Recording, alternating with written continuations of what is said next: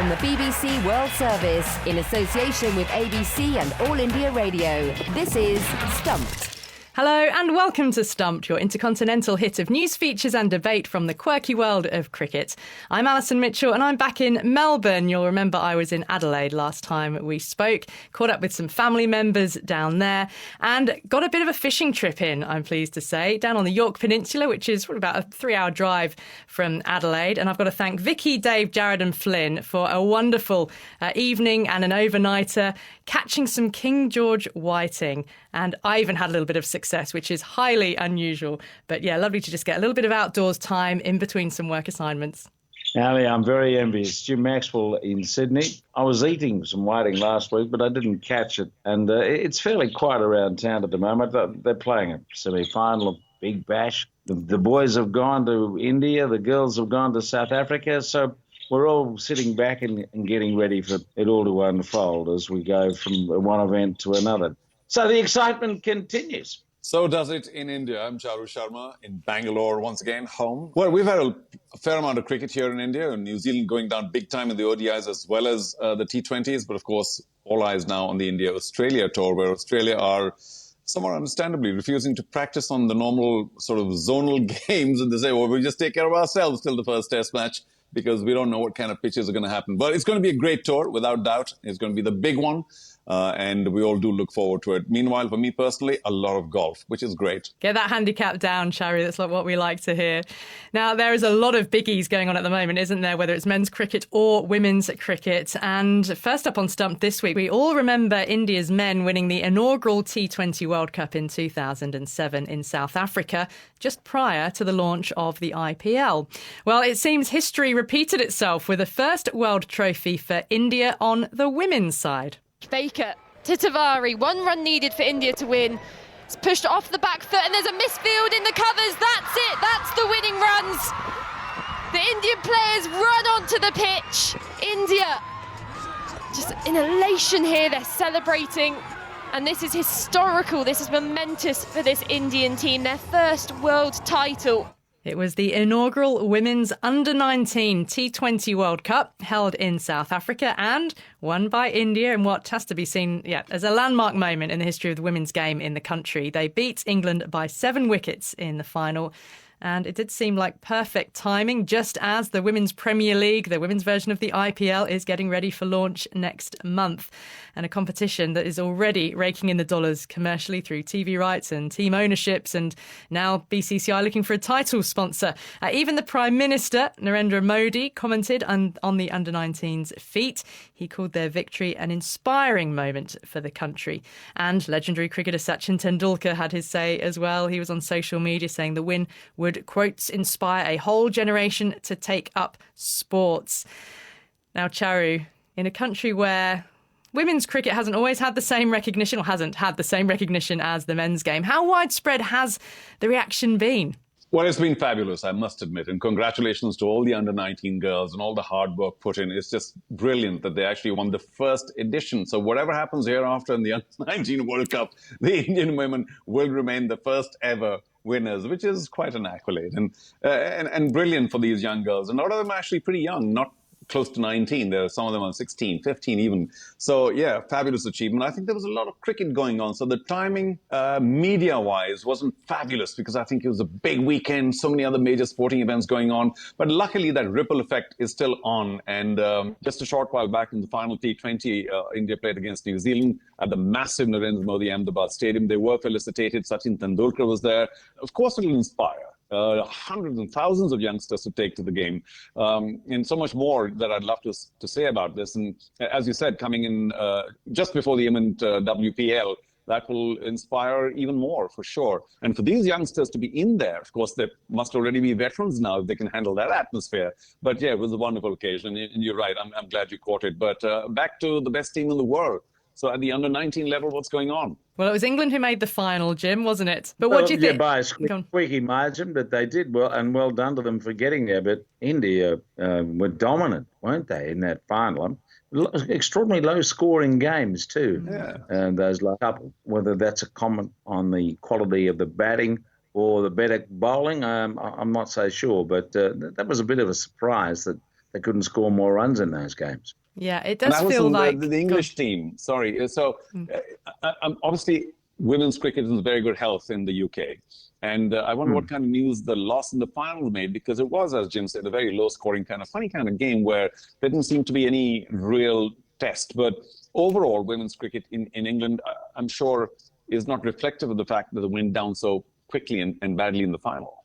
Oh, no, and I think in the cricket media, it was absolutely covered well. And you heard the commentary there from Melissa Story. The BBC did a commentary of the match, which, yeah, I mean, we go back however many years and there might not have been commentary of an under-19s match. But with England in the final, it's absolutely is covered and rightly so. And, yeah, there's a lot of talent, and that is becoming as a result of the professional setup they've got regionally now. And I think, Jim, that's probably also where, historically the Women's Big Bash, because it got in so early, has really prepped and prepared Australia's players for those steps up the ranks, right the way to the top of the senior level. You feel now that you've got 3 countries, with India now joining in with the Women's Premier League, who can all be giants on the stage in terms of the depth. And it was always the depth, wasn't it, Charu, that India were worried about when it came to launching a T20 league. Did they have the depth to sustain? I mean, they're not sustaining quite as many teams as the men's yet, but they've certainly got enough. And the under-19s performance has really, I feel, watching from slightly afar, that it's really given the country an enormous lift, and they've rightly been very, very proud of their team. They've got profile that perhaps other teams wouldn't have done. Well, you make a very good point, Alison, because yes, all of us were also, and I'm equally guilty of mentioning the fact that maybe the depth wasn't quite there in Indian women's cricket, and therefore the Women's Premier League just had to wait it out and had to happen organically.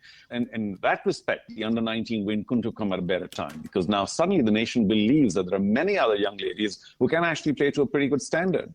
May not be quite as good as the top 15, 20 players in the country, but that's the whole point of getting the Women's Premier League going, that many of these other ladies will now start believing themselves. And, the 2 of them who, of course, play for the national team anyway, Shefali, who's the captain of the under-19 team, as well as Richa Ghosh, who's now more or less the permanent wicket-keeper. I think there's this osmosis now of belief that the senior players, along with the junior lot, are almost just as good. So the depth is now beginning to show through. But yeah, I think as far as the India's victory in the under-19s goes, it could not have come at a better time for India with the launch of the IPL. It is certainly just going to ramp up interest ahead of that Women's Premier League. It's a big one. From the BBC World Service, this is Stumped on All India Radio. Next on Stumped, we're going to talk about the fact that the world's best female players in T20 have descended on South Africa because the Women's T20 World Cup starts there next week.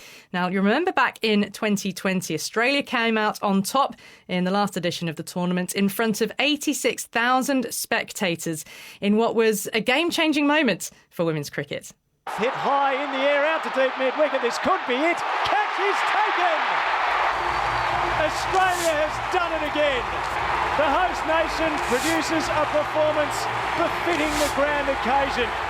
Australia clinches the T20 World Cup for a 5th time, crushing India on a landmark night for the sport. Yep, a landmark night indeed. And Australia will be looking to defend their title in South Africa.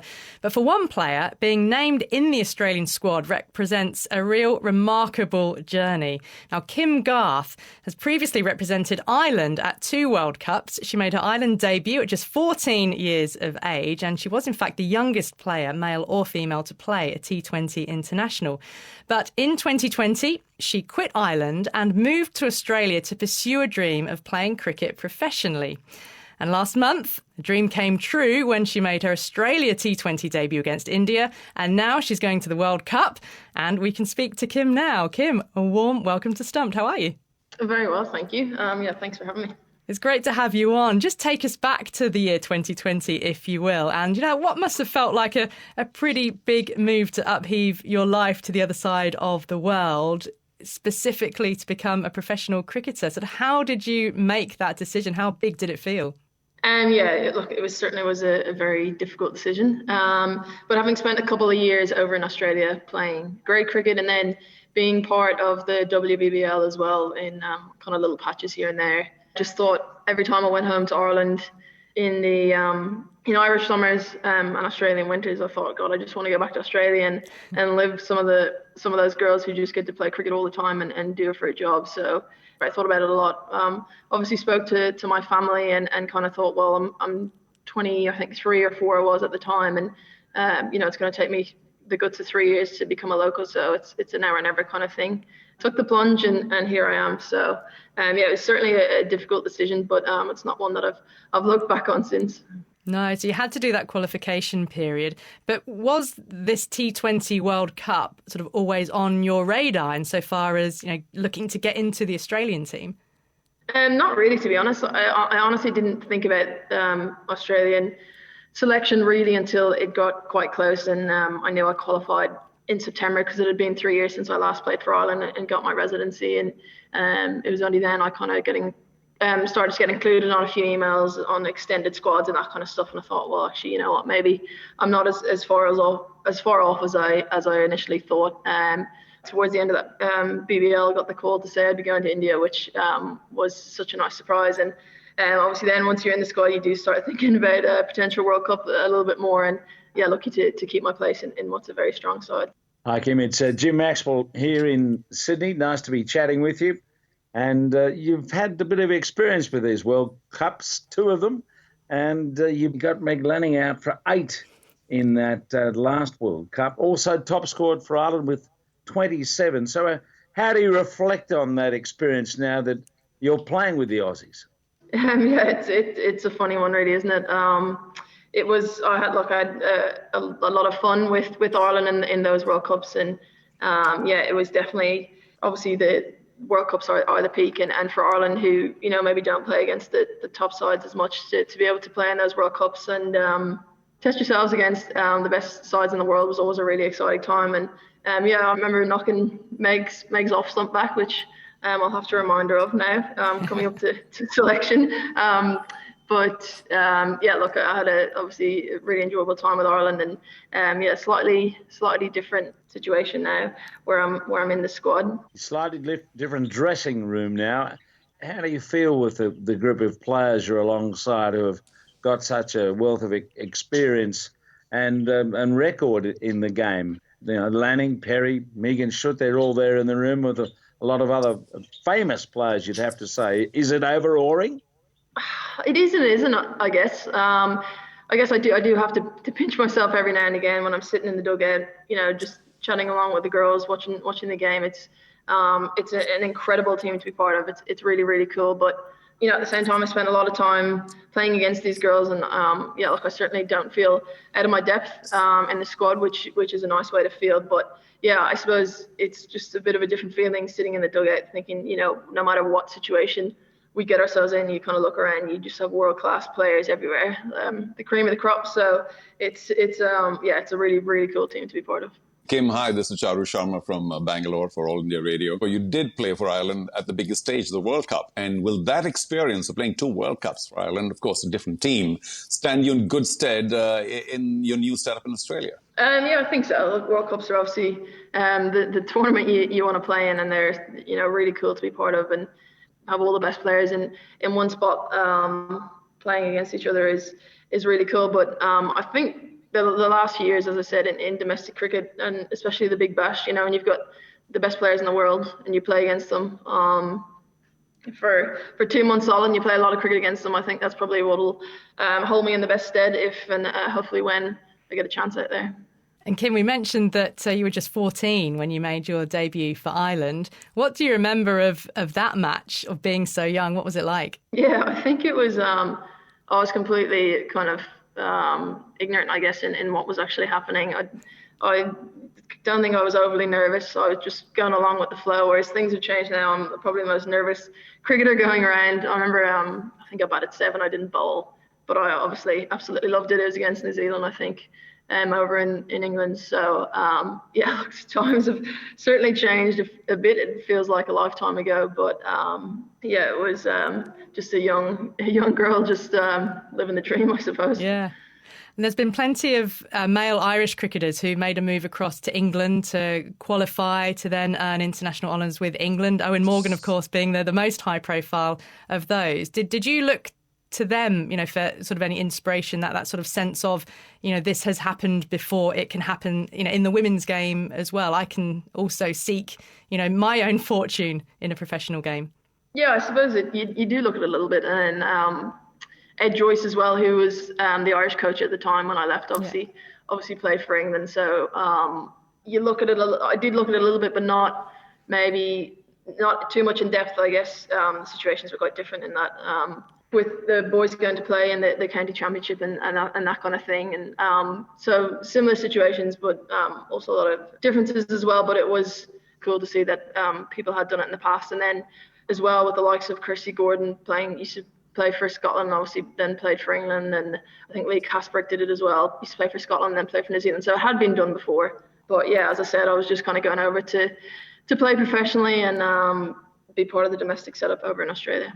And what about the domestic setup in Ireland at the moment and the progression of that? Because you've obviously left Ireland, but do you think others could follow your suit, or could the game develop sufficiently in Ireland to keep the next generation of Kim Garths at home? Yeah, I think, look, even since I left, there's been a lot of really good changes. There's more full-time contracts in place. I think there's only 6 part-time contracts when I left. And even the domestic structure, there's 3 or 4 teams that play against each other regularly, and it'll definitely be more difficult if people did want to make the decision, because they have access to obviously a lot more resources and then part of a full-time program now, which is really exciting. And I think they've improved so much over the last few years, which is it's really cool. Well, that's all we've got time for on this week's Stumped here on All India Radio. Don't forget you can follow us on Twitter. We're at BBCWS Sport. Make sure you include the hashtag BBC Stumped. And check us out on YouTube as well. Go to the BBC World Service's YouTube channel. My thanks to Charu Sharma, Jim Maxwell, and to all of you for listening. Speak to you again next week. Bye-bye. Stumped is a BBC sport production for the BBC World Service in association with the Australian Broadcasting Corporation and All India Radio.